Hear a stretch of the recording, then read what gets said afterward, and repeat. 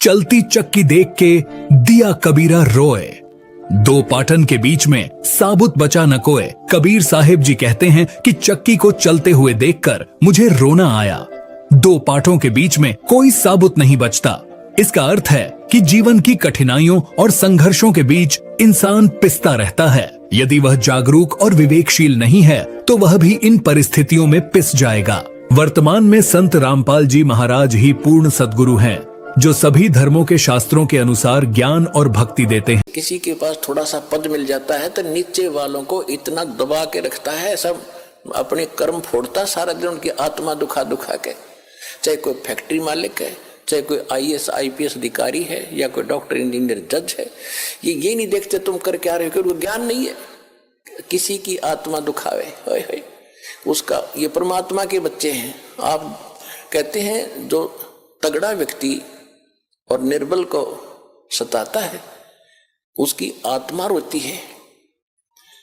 आत्मा रोती है क्योंकि वो मुकाबला तो कर ही नहीं सकता किसी भी तरीके से। ताकतवर मीन जैसे कोई पद की ताकत है, पोस्ट की ताकत है। देखो कहते हैं गरीब को ना सताना, आपकी ये हालत हो जाएगी क्योंकि वो तो जीवित श्वास है, आत्मा से उसका कनेक्शन है, रो रहा है, उसकी आत्मा दुखी है तो उसको जरूर प्रतिफल मिलेगा, 2 दिन पीछे मिल जाएगा। पूर्ण प्रभु कबीर जी सतयुग में सतसुकृत नाम से स्वयं प्रकट हुए थे। उस समय गरुड़ जी, श्री ब्रह्मा जी, श्री विष्णु जी तथा श्री शिव जी आदि को सतज्ञान समझाया था। श्री मनु महर्षि जी को भी तत्व ज्ञान समझाना चाहा था, परंतु श्री मनु जी ने परमेश्वर के ज्ञान को सत्य न जानकर श्री ब्रह्मा जी से सुने वेद ज्ञान पर आधारित होकर तथा अपने द्वारा निकाले वेदों के निष्कर्ष पर ही आरूढ़ रहे। इसके विपरीत परमेश्वर सतसुकृत जी का उपहास करने लगे कि आप तो सर्व विपरीत ज्ञान कह रहे हो। इसलिए परमेश्वर सतसुकृत का उर्फ नाम वामदेव निकाल लिया। अधिक जानकारी के लिए अवश्य सुने संत रामपाल जी महाराज के मंगल प्रवचन। अपनों का दुख अपनों को ही होता है और स्वयं परमात्मा आकर कहते हैं, मैं रोवत हूँ सृष्टि को, ये सृष्टि रोए मोहे, गरीबदास इस वियोग को समझ न सकता कोई। अब वो परमात्मा है जो सब दुख दूर करता है, सब संकट का निवारण करता है, और हम उसको छोड़कर इस नकली के पीछे पड़ गए। हम इसको संकट मोचन मान बैठे, इस नकली भगवान को। ये तो संकट देने वाला है, हरण करने वाला नहीं है। संकट मोचन कौन है? वो कबीर परमेश्वर है। परमात्मा को अधिक महत्व देंगे तो परमात्मा हमारे अधिक निकट होगा, और फिर हमारे सब काम उस पावर से होंगे, भगवान की शक्ति से होंगे। जैसे पहले हाथ से चक्की पीसा करती माताएं बहनें, ये था मैनुअल, ये तो प्रारब्ध था हमारा। नहीं समझो, प्रारब्ध मिल रहा था जब तक हम कबीर साहब की शरण में नहीं आए थे। और जब इलेक्ट्रिक होगी ये सब चक्कियां, आप बटन दाब दे, कटाकट 1 घंटे में 1 क्विंटल पीस ले। तो अब पावर से जो काम हो रहा है, जैसे हैंडपंप पावर से चल पड़ा, पशुओं का चारा काटने की मशीनें होती थी, हाथ से घुमाते थे, अब वो पावर से चलती है। फटाफट आप खड़ा खड़ा देख रहा, चारा कट रहा है। तो ऐसे इस पर परमात्मा की पावर का कनेक्शन लेने के बाद यदि आप इसको मेंटेन ठीक रखोगे, कनेक्शन कटने नहीं दोगे, तो ये भगवान की पावर से आपके सारे काम बहुत आसानी से होया करेंगे। परमात्मा का भक्ति धन आपके पास बहुत ज्यादा है और आप गफलत में सो रहे हो, चोर चोरी कर रहे हैं। वो कौन सी चोरी कर रहे हैं?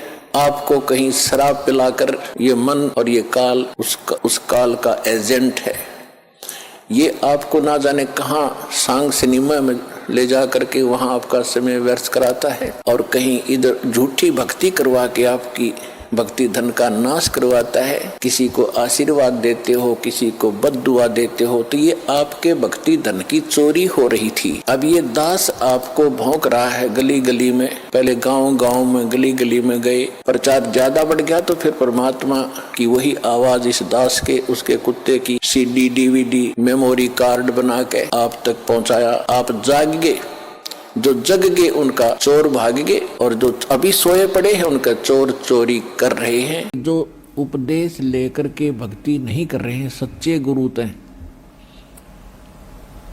तो कहते मुझे आश्चर्य है कि वो किस आशा को लेकर यहाँ जी रहे हैं।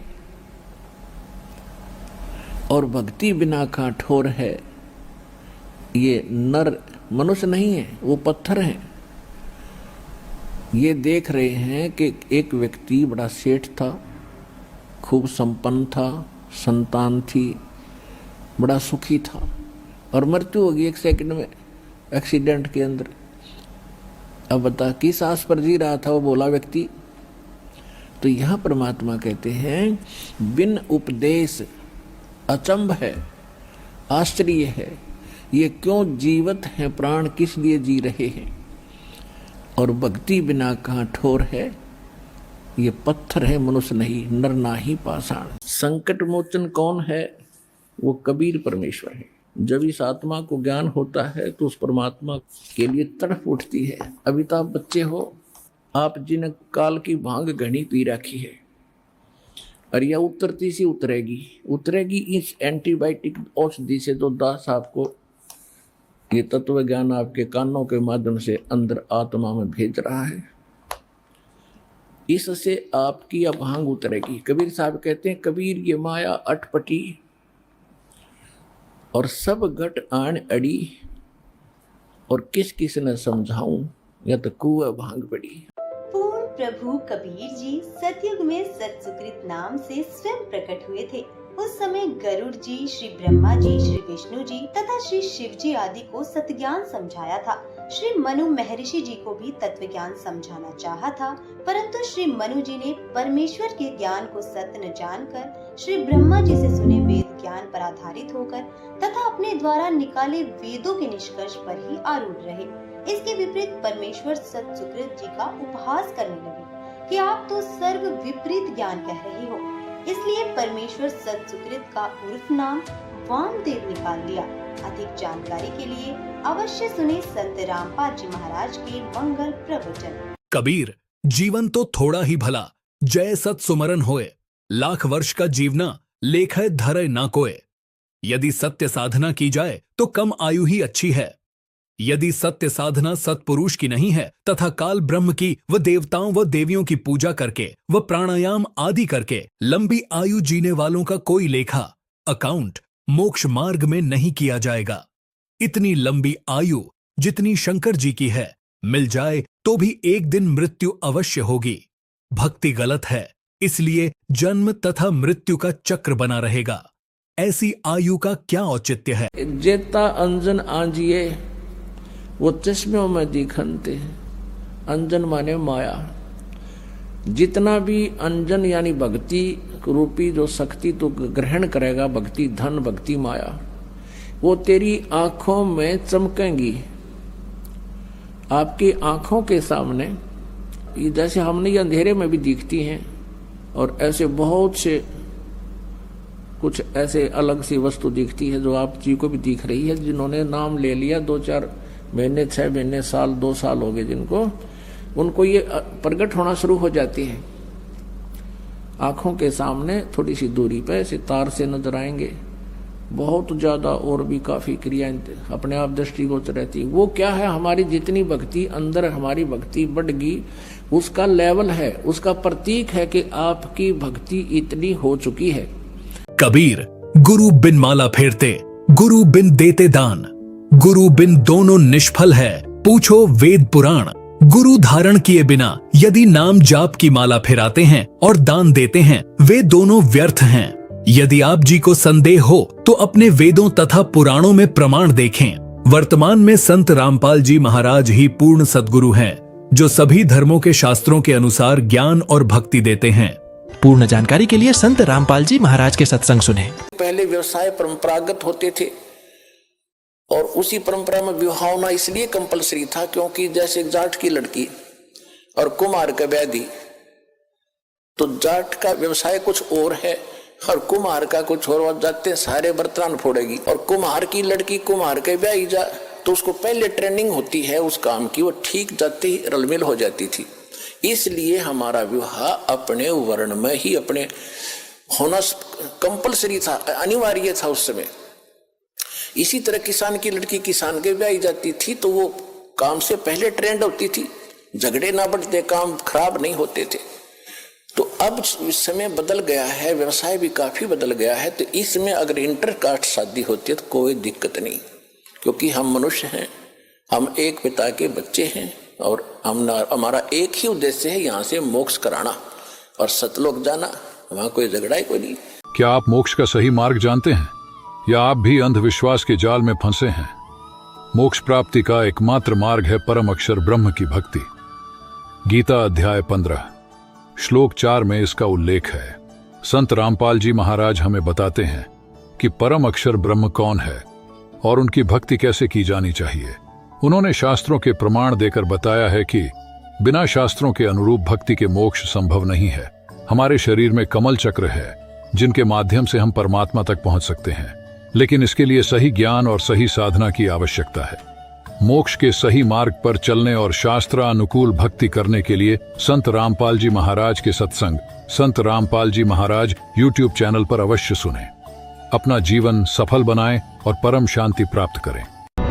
गरीब काल जो पीसे पीसना, जोरा है बनिहार, ये दो असल मजूर हैं मेरे साहिब के दरबार। यह काल जो यहाँ के 21 ब्रह्मांड का भगवान है तथा जो ब्रह्मा विष्णु महेश का पिता है, यह तो मेरे कबीर साहिब का आटा पीसता है अर्थात पक्का नौकर है, और जोरा यानी मोट मेरे कबीर परमेश्वर का पानी भरती है अर्थात एक विशेष नौकरानी है।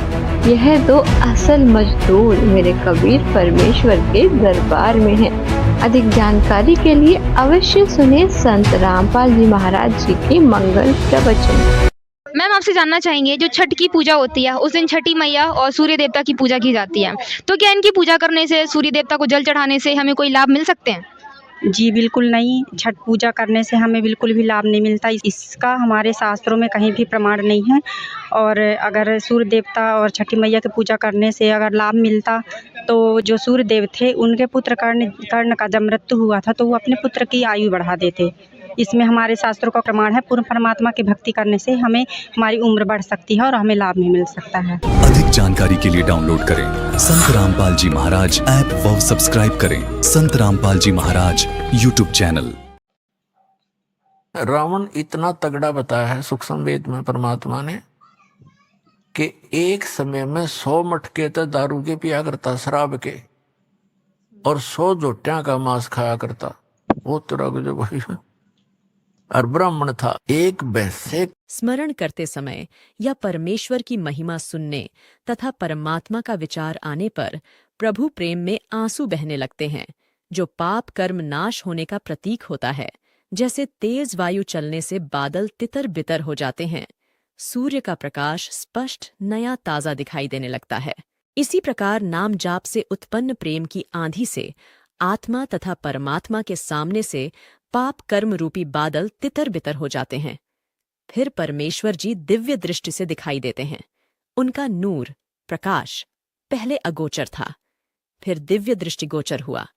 उसी परमेश्वर की भक्ति से पूर्ण मोक्ष प्राप्त होता है। वह परमात्मा सत्धाम सत्यलोक में रहता है।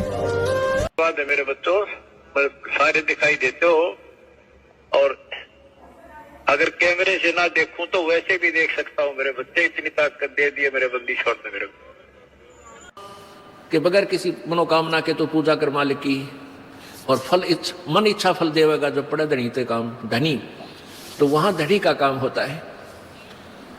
हम परमात्मा के विधान को, परमात्मा की परिभाषा को भूल चुके हैं। इसलिए हम स्वयं ही माया जोड़ जोड़ कर दुनिया ने लूट लाट कर 2 के 20 बना कर हम सेठ बनना चाहते हैं। 7 जन्म नहीं बन सकते, ये भूल आपका। अब ऐसी ऐसी दुर्घटनाएं। अच्छे से बांधना इस काफिर को, कहीं भाग ना जाए। आज तो इसका खेल खत्म करके ही छोड़ूंगा। अरे पिलवान, शराब और पिला दो इसको, ताकि ये इस काफिर का जल्द ही काम तमाम कर दे। आज तो कबीर निश्चित ही मारा जाएगा। हाँ हाँ, आज ये जुलाहा नहीं बच पाएगा। अरे खूनी हाथी इसे तुरंत मार देगा। हाँ हाँ, वो देखो, आज तो पीलवान हाथी को शराब भी पिला रहा है।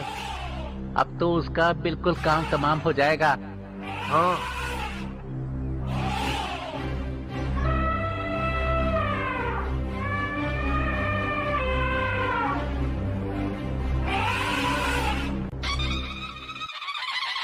किसी बंधन से छुटकारा पाना मोक्ष प्राप्त करना कहा जाता है। जैसे तोते पक्षी को पिंजरे में बंद कर रखा था, तब वह बंधन में था। तोते को पिंजरे से निकालकर स्वतंत्र कर दिया तो वह बंधन मुक्त हो गया। कर्मों के बंधन में जीव बंधा है, जिस कारण से जन्म तथा मृत्यु के चक्रव्यूह में फंसकर कष्ट उठा रहा है। यह बंधन है। इस कर्मों के बंधन से छुटकारा मिलना